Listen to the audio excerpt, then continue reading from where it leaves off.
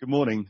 I'm Tony Jones, Principal Technologist at MediaKind, and the topic for today is to take automation into the modern world and see how we can apply that to improve the contribution and distribution systems that we have deployed out in the market. So the reason it's called Take Your Fingers Off That is that fingers are a problem. Fingers cause mistakes, they cost money, and don't necessarily get you to the place you want to be. So to try and be a bit more specific, I'd like to introduce a bit about the ideas of the use cases. So going to use two primary use cases, and these are based on real-world uses today. The first one is about contribution into remote or cloud-based production. And here, what we need to do is get a large number of feeds for a period of time from one location into maybe a centralized production, which could be cloud, it could be on premises. But that's going to be a part-time service. So typically, these are not links that need to be set up permanently. And today, that can be a difficult job. People go around with spreadsheets, manually set up IP addresses and connect things up using SRT or RTP or whatever. And it's prone to errors, and it's an expensive process. The second use case is one about channel distribution, and here we're talking about either broadcaster channels or programmer channels being delivered to either broadcast stations or to cable or IPTV or satellite headends. And here we've got a similar sort of problem, except one that's not part-time. Don't have so much dynamic behavior here, but we do have a need to customize a large number of receive points at scale. And there are systems that do this today, but don't do it in the automated way that we can potentially apply to this. So the sort of things we need to do at each of these local receive points is we need to adjust for different time zones. So there may be different variants of the programming depending on which time zone you're in. We need to apply blackout for content that can't be viewed in certain geographies. We need to replace content that may be inappropriate for the time of day or may be not needed in that market. And we need to be able to enforce rights for people who maybe have not concluded their negotiations, we say, with the provider of the programming. So there are a number of reasons why you need to have management at scale for this kind of market. So what we're trying to achieve, on one hand, for the live production and streaming market, we're trying to increase the fan engagement. So some of the fundamentals behind this are all about the change in technology, what's available, and the way that the content is delivered. So until recently, typically a sports event might have only had a single main production, and that was the one delivered over broadcast.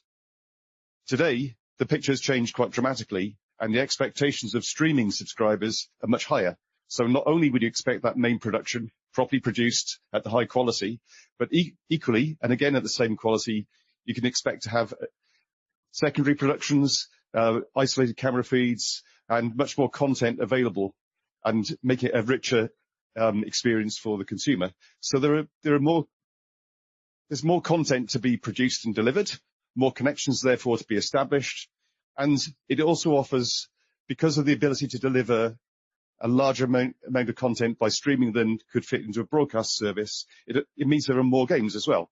So we've got some multipliers on this that can lead to a very significant increase in the number of connections you might need compared to what would have been needed in a traditional environment. The other side of it, and associated with that increased need, is to be able to reduce the costs. So using infrastructure for 24/7 when actually you only needed it for a part-time is very expensive. So using resources only when needed is a much better idea. It'd also be good to reduce the amount of manual configuration that's needed. And what we're trying to do is trying to get away from that operational need that incurs cost and incurs risk. From the channel distribution point of view, there are opportunities here to increase the revenue side of it. So the easier it is to be able to customize and personalize it at the region for the local station, for the local ISP, or for the local channel provider, cable operator, means it's possible to then start selling regionalized advertising into the right sort of geographies, whereas previously there would have only been one national advert being played. So there's an opportunity there to do regionalization to the level of granularity of the number of receive points. It also means that streaming is also important because it means reach beyond the geographic boundaries. And again, that's an opportunity for more revenue, more both from an advertising and from a subscription point of view. And also, streaming brings in a big opportunity for temporary services too. So when you've got a big sports event on, there are often channels which are put up temporarily. But with the use of streaming, of course, you can get much more of those. And those are more connections that need to be managed in a more dynamic fashion.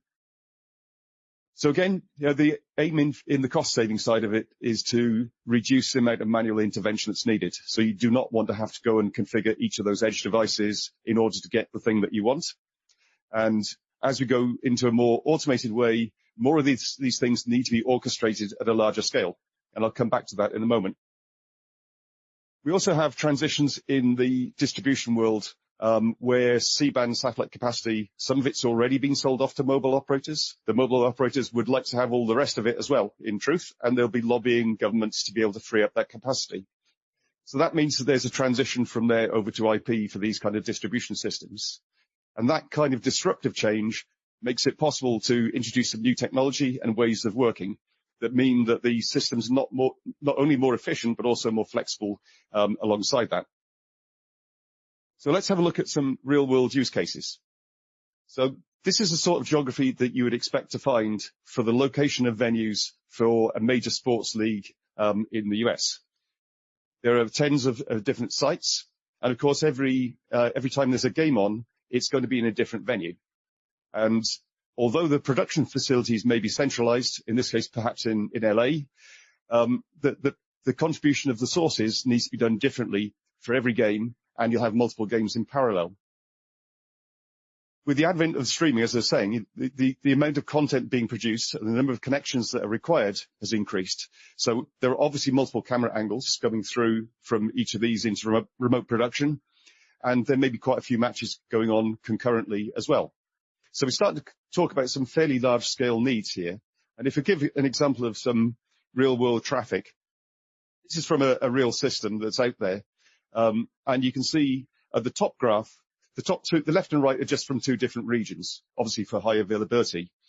But if you look at the top graph on that, you can see the number of connections that are being established. This particular graph, in fact, is about the number of streaming channels being produced and delivered. And it goes up to about 170 on this particular evening. That's a lot of channels that you would need to set up and tear down. And that itself is of course, very difficult to do manually. And so it isn't. So it uses cloud techniques. It uses cloud infrastructure scaled up and scaled back down as needed. So these streaming services are set up and torn down dynamically every day and individually for every game at a large scale. You couldn't do that feasibly manually. But so far, that's been disconnected from the contribution part of this story, where those productions are being created and the feeds from the venues are taken into the remote production facility. And the end game of this, of course, is to try and make it a better proposition from a business perspective in terms of being able to manage it at a much higher level. Fundamentally, what you need to know is what's my game schedule?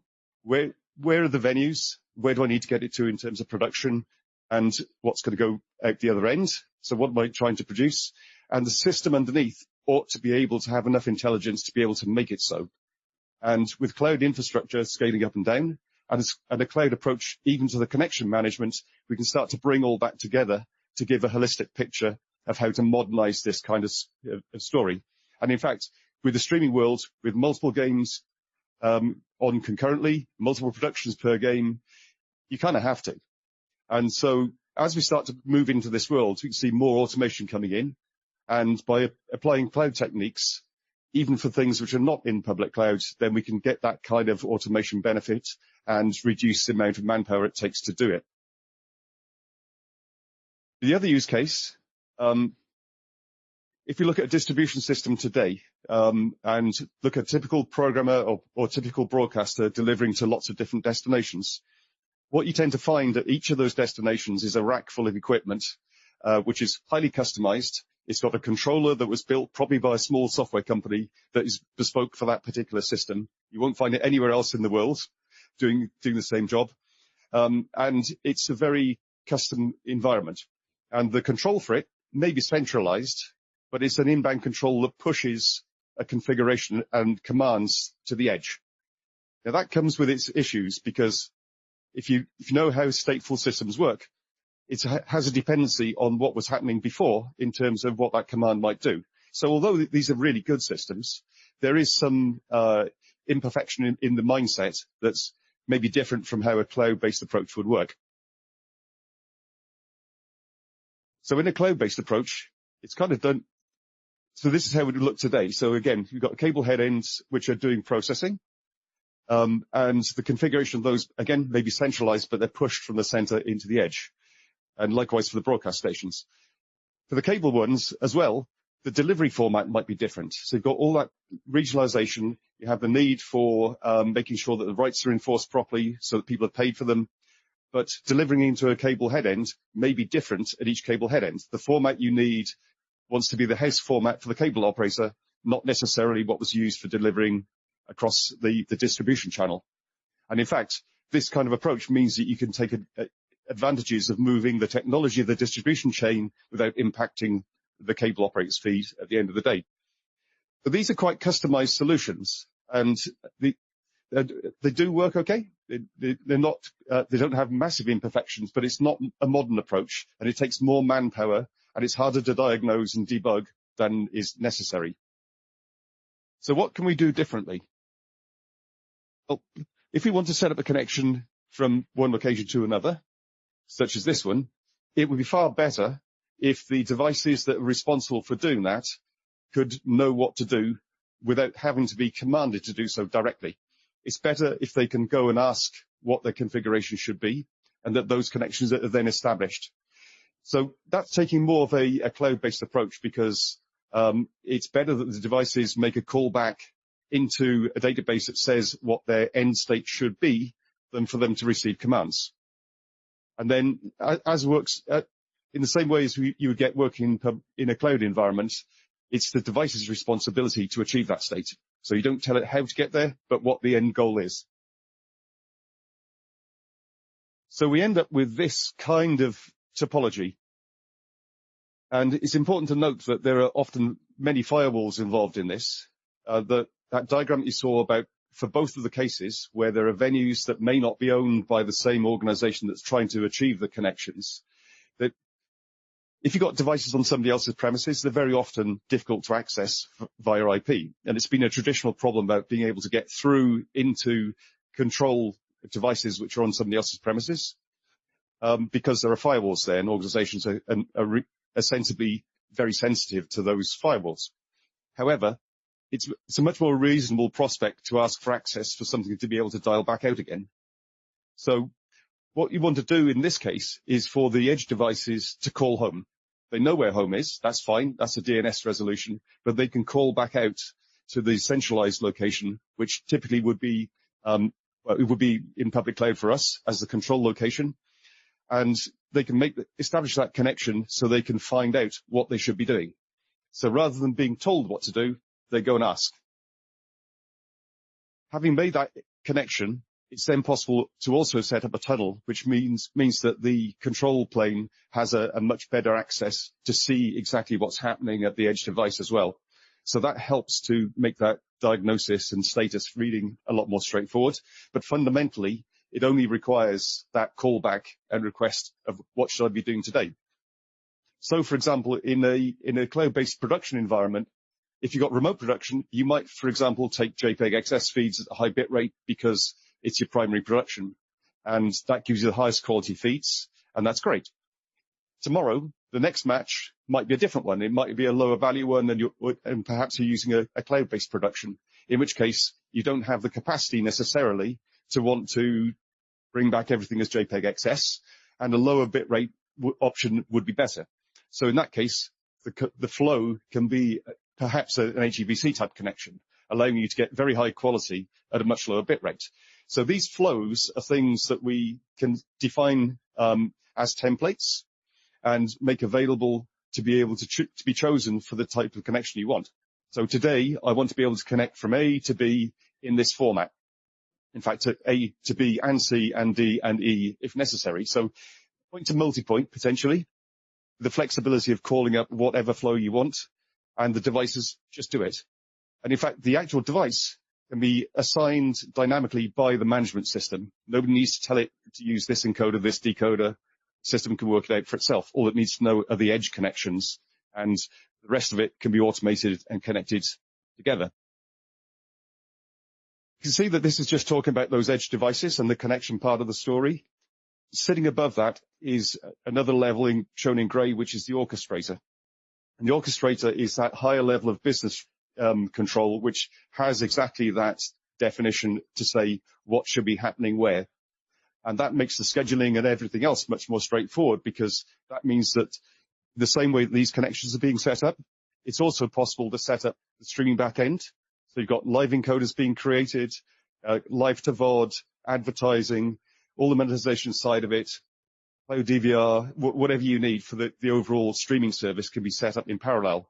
So now you look at a much more holistic picture, that not only do you set up the streaming service, but you also set up all of the content that goes to form that streaming service as well, right through production, in through the streaming system, into the streaming system. You record it for on demand and catch up and so forth. They get available to be seen by the consumers. All of that can be totally dynamic, and insert advertising as well, in targeted advertising at the same point. So all that capability can be established for the duration of a game and torn back down again when it's no longer needed because the game is over, and scale back down. And that makes the infrastructure efficiency much, much better. And it also takes away a lot of the operational overheads in terms of manpower to configure things, check things, and diagnostics. So that's kind of the essence of what we call fleet management. And it does get people to take their fingers off what they were doing. And that was really the purpose of doing this, to try and get much more automation into the system. And with the ability to do these more dynamic systems at scale means that the owners of the content, or people who have rights to that content, can actually monetize that much better, much more effectively. From the distribution side of it, the very same technology is relevant in terms of being able to make that management, those edge devices, much more straightforward. It's much easier to say that in this location, I need this service in this format, go make it happen, and it needs to have a policy for blackout, which is this. The device applies the policy, it goes and fetches the policy itself as well. So everything is centralized in terms of the data that's being applied. So there's a single point of reference for all of the content, for all of the configurations, no conflicts therefore between what the device should be doing and what the system thinks it should be doing. And its centralization of it makes the administration much more straightforward. And so you can get a much more effective system using cloud-based approaches and thoughts, without necessarily using everything in the public cloud as well. So you can apply that to on-premises devices in exactly the same way. So the result of that really is kind of a twofold one. There's an opportunity to increase value, improve the productions and increase the number of productions. So, for example, it makes it easier to be able to spin up cloud productions that can provide, for example, guest contributors or regional productions that may be a little bit different, customized for particular teams. So increasing the value of the content. In order to do that, of course, you need production, but more importantly, you also need to have the connectivity in order to be able to do that. And again, if you want to do that manually, it's not a fun process. So all of that can be automated. So I talked a bit about how you'd connect into remote production. Exactly the same principles apply if you're connecting into public cloud. So if you're using a public cloud production for secondary productions that are being performed, then connecting that into a public cloud endpoint is just as easy as connecting it to a physical endpoint that may be at a remote facility. So that allows more regionalization and increases the value of both the contribution systems for production, but also for distribution to lots of different cable operators and telcos too. The other side of it is, of course, the reduction in cost. For the dynamic case, it's obvious. You don't want to use 24/7 cloud facilities. You also don't want to use connections that might be expensive 24/7. So being able to use them only when you need them and making it very dynamic is obviously a good thing to do. And perhaps the biggest cost saving, though, is in the operational side of it, taking away the need for people to be able to get physical contact with devices or be uncertain about what the configuration should be based on history. That's a significant operational cost saving for many use cases. So that's really what we wanted to do, and that's applying the same cloud techniques that we use for the streaming side, but now to a slightly different use case, which is those contribution distribution type systems. So I hope that was interesting. Very happy to take questions. If you want to come and see it and see what we do, then we're at W2201, just down the hall, and be happy to take any questions you might have. Thank you.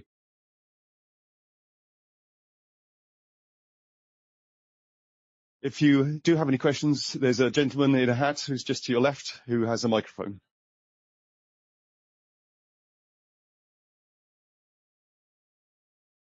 Okay. No? Okay. Thank you very much. Thanks for your attention.